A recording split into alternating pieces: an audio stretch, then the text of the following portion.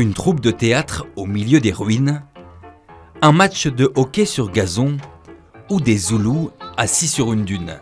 Bien loin des habituelles images des tranchées, tous ces clichés ont été pris durant la Première Guerre mondiale sur la côte d'Opale. Présenter le conflit sous un regard original, c'est le but de cette exposition proposée à Montreuil. Alors, une des images fortes de cette exposition, c'est celle-ci. Elle a été prise lors d'un match de baseball au Touquet Paris-Plage.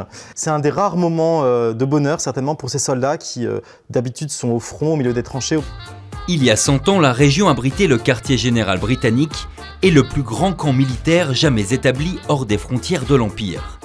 Un arrière-front bien loin de l'horreur de la guerre, mais pourtant si près des tranchées, comme une parenthèse d'humanité. Les soldats pouvaient avoir un moment de répit.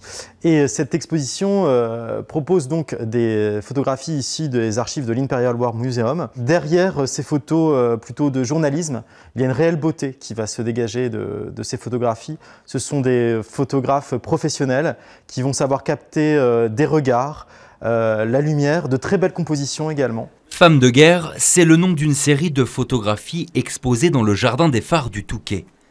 Des infirmières bénévoles, des mécanos volontaires toutes britanniques, l'occasion pour ces touristes anglais de rappeler une facette méconnue de l'histoire.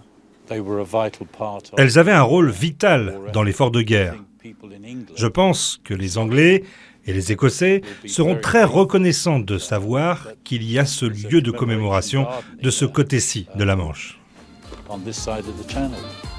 Pour profiter de ces clichés inédits de notre côté de la Manche, vous aurez jusqu'au 7 janvier prochain.